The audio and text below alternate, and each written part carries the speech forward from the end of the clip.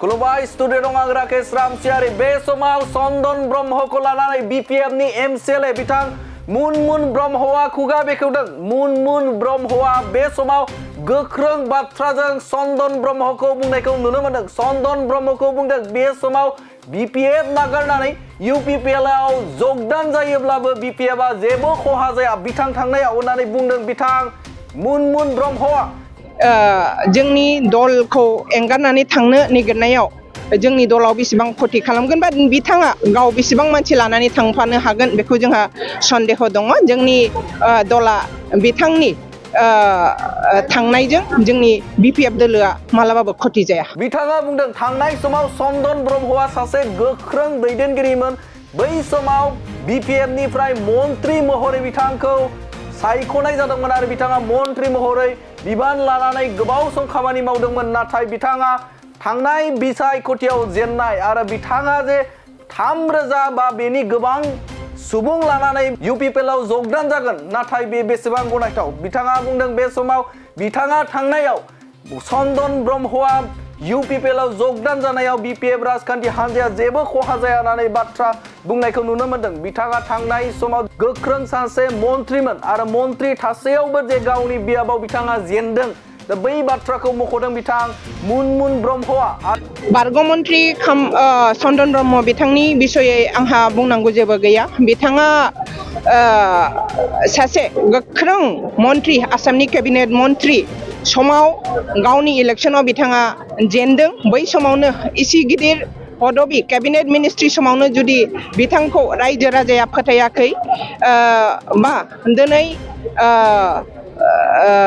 बिथाङा जेबो पदबि गैयाबालानो बिथाङा जेननाय सासे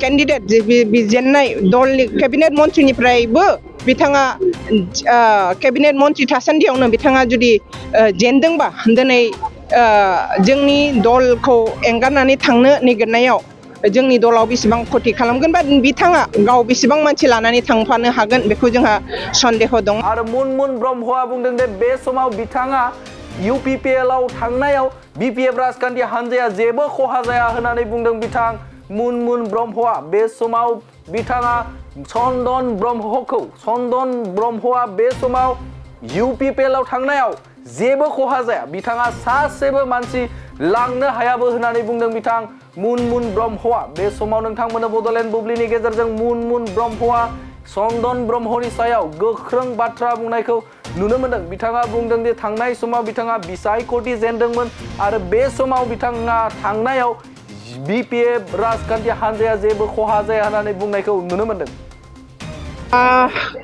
खाम्फा बरगयारि बिथां जोंनि 1 नं लकसभा क'क्राझार लकसभा समस्तिनि बिपिएफ दोलोनि बिजाथि बारग' बिटिसिनि डेपुटि चिफ जोंनि दलनि सक्तिशाली नेता बिथाङा दिनै बिजाथि महरै पर्बतजरायाव प्रथमबारनि थाखाय जोंनि दलीय कर्मिफोरखौ सम्बर्धना खालामफैदों देखा खालामफैदों। जोंहा बिथांखौ पर्बतजरा डिस्ट्रिक्ट हिसाबै आदरनि खालामदों बरायदों गोसो खुसियै बरायदों आरो बे बराय मेलाव विभिन्न दल संगठन बिसेसके इउपिपिएल आरो बिजेपिनिफ्राय विपुल संख्यक गोबां संख्यक कर्मिफ्रा जोंनि दलाव जगदान खालामफैदों।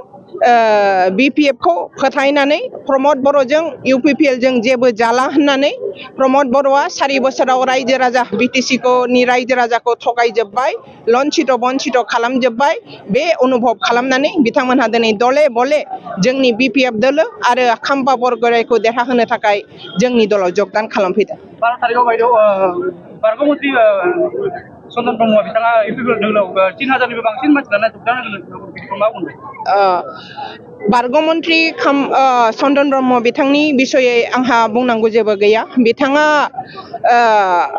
सासे गोख्रों मन्त्रि आसामनि केबिनेट मन्त्रि समाव गावनि इलेक्सनाव बिथाङा जेनदों। बै समावनो इसे गिदिर पदबि केबिनेट मिनिस्ट्रि समावनो जुदि बिथांखौ रायजो राजाया फोथायाखै बा दिनै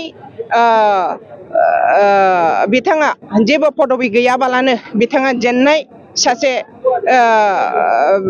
केन्डिडेट जेननाय दलनि केबिनेट मन्त्रिनिफ्रायबो बिथाङा केबिनेट मन्त्रि थासान्दियावनो बिथाङा जुदि जेनदोंबा दिनै जोंनि दलखौ एंगारनानै थांनो नागिरनायाव जोंनि दलाव बेसेबां खथि खालामगोन बा बिथाङा गाव बेसेबां मानसि लानानै थांफानो हागोन बेखौ जोंहा सन्देह दङ जोंनि दला बिथांनि थांनायजों जोंनि बिपिएफ दोलोआ मालाबाबो खथि जाया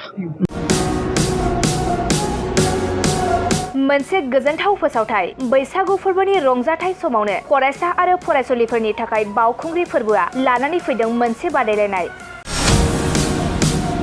11थि बावखुंग्रि खुंफुं आफादा फरायसा आरो फरायसुलिफोरनि थाखाय लानानै फैदों एसे राइटिं कम्पिटिशन फरायसा फरायसुलिफोरनि थाखाय बैसागु रंजाथाय फोरबोआव बावखुंग्रि फोरबोआ टुरिज्म डेभलपमेन्ट पटेंशियल इन बड'लेण्ड टपिकखौ लानानै बे एसे राइटिं कम्पिटिशनखौ खुंगोन बे कम्पिटिशनाव जायनो सेथि मासियाव देरहानो हायो बिथाङानो नोगोद 25,000 रां बान्था मोनगोन बेफोरबादिनो नैथि मासियाव जायनो देरहानो हायो बिथाङानो नोगोद 15,000 रां बान्था मोननो हागोन आरो थामथि मासियाव जायनो देरहानो हायो बेनो 10,000 रां बान्था मोनगोन बावखुंग्रि फोरबो खुंफुं आफादा बादायगिरि फरायसा फरायसुलिफोरनि थाखाय माखासे नेमखान्थिफोरबो होखादों बेफोर नेमखान्थिफोरनि गेजेराव दं सासे फरायसा बादायारिया 18 बोसोर बैसोनि गोजौआव कलेज एबा इउनिभार्सिटि फरायनाय जानांगोन आरो बे फरायसा बादायारिया बिटिआर ओनसोलनि जाथारनांगोन आरो बादायारिया बैसोनि फोरमान बिलाइ जेरै 10 थाखोआव फरायनाय एडमिट कार्ड एबा आधार कार्डखौ जमा होथारनांगोन फरायसा बादायारिया गावनि जानबुं नाम्बारखौबो होफानांगोन